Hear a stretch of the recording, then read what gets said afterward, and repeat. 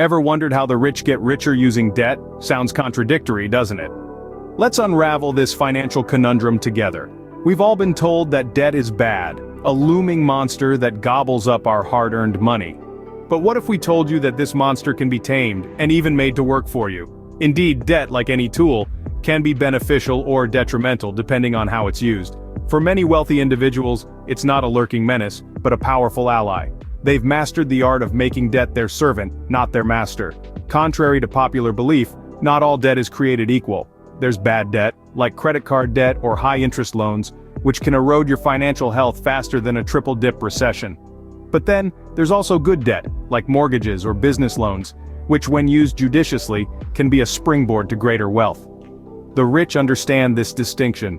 They know that debt can be a lever that magnifies their wealth-building capabilities. They leverage debt to invest in assets that appreciate over time, like real estate or businesses, generating a return that outstrips the cost of the debt. This way, they're not just keeping up with the Joneses, they're outpacing them. They also use debt to take advantage of tax benefits and even to hedge against inflation.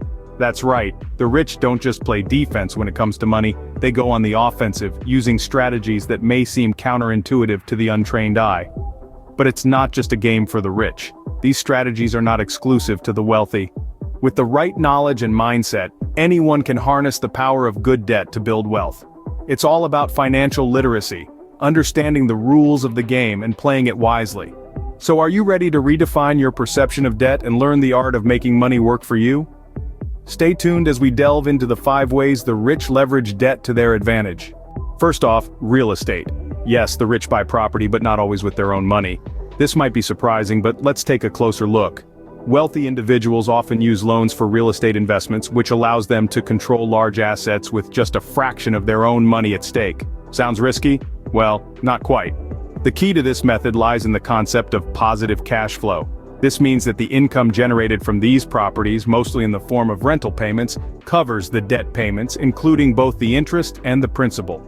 This strategy allows the rich to not only pay off the debt, but also make a tidy profit on the side. So they're not just buying properties, they're buying income streams that pretty much pay for themselves. Now you might be thinking, what if the property stays vacant? That's a valid concern. However, astute investors always factor in potential vacancies and maintenance costs into their calculations. They only go ahead if the numbers work out, even with those costs considered.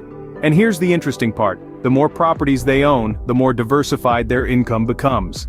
This diversification reduces the risk significantly. If one property goes vacant, the income from others can easily cover for it. Another advantage is the potential appreciation of the property's value over time. While the rich are making money from rental income, the properties they own are often increasing in value. This appreciation provides an additional return on their investment, over and above the rental income. But here's the kicker. The rich do not just leverage debt to buy properties. They also use it to improve these properties, which in turn increases their value and rental income. This is often known as a value-add strategy. So, in essence, the rich are not just buying properties. They are buying income-generating assets, using other people's money, and making money while someone else pays off their debt. It's a win-win situation for them, and a brilliant way to make money with debt. Secondly, business debt. No, it's not about sinking in business loans. Quite the opposite. Savvy business people often leverage debt to jumpstart or expand their enterprises. Imagine you want to open a coffee shop. You could save for years, or you could take a loan, open your shop next month, and start earning sooner. The debt is then covered by the business's earnings, turning what seemed like a liability into a powerful asset. This approach isn't exclusive to new projects either. Established businesses often borrow to invest in expansion, fund research and development, or even to weather short-term cash flow issues. The key is that the debt is used to create more income, effectively making the loans pay for themselves. In this way, business debt becomes a tool, a catalyst for growth, rather than a burden. To put it simply, it's about making money work for you, instead of you working for money. That's right, the rich use other people's money to make more money. Thirdly, the stock market.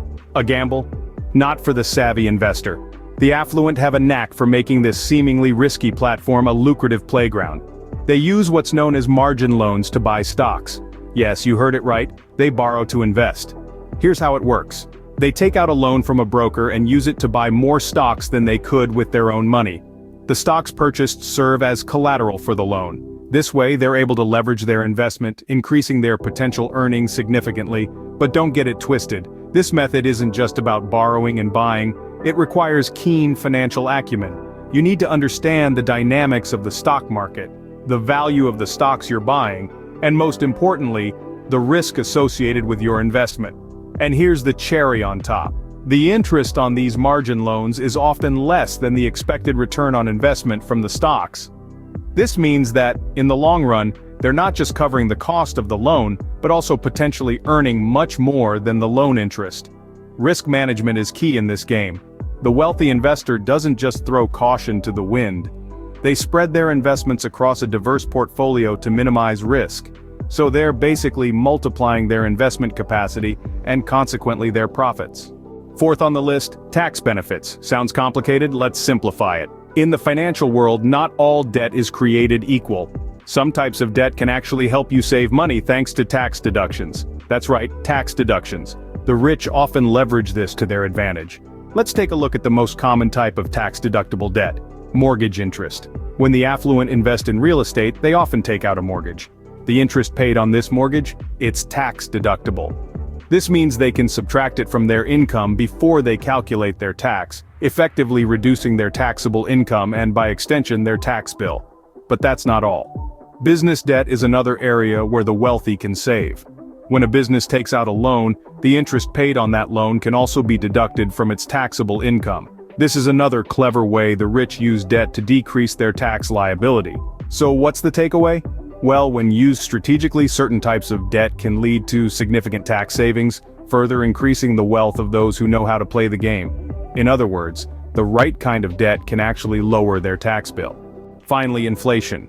The silent wealth eroder or a clever tool. It seems like a paradox, doesn't it?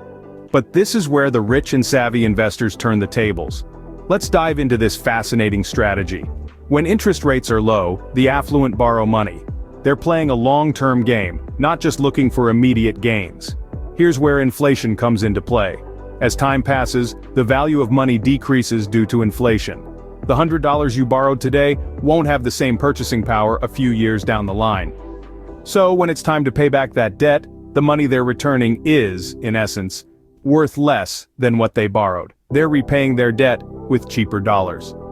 The real value of their debt has effectively been reduced without them having to do anything extra, so they're paying back less valuable money. Quite the strategy, isn't it? So, how do the rich get richer using debt? Let's recap. From investing in real estate, leveraging debt to amplify business growth, to playing the stock market, the wealthy employ a variety of strategies using debt. Real estate investment allows them to acquire assets that appreciate over time, while business debt can provide a much-needed capital injection for expansion. Meanwhile, the stock market offers opportunities to multiply wealth exponentially. They also leverage the tax benefits associated with debt, such as mortgage interest deductions and business expense write-offs. And let's not forget the inflation advantage, a clever means to pay back debt with cheaper dollars in the future. Understanding these strategies is a testament to the importance of financial literacy. It's not just about earning money, it's about making your money work for you. Knowledge is power, and in this case, it's the power to grow wealth. Remember, debt is not a nightmare but a tool if used wisely. Until next time, stay financially savvy, folks.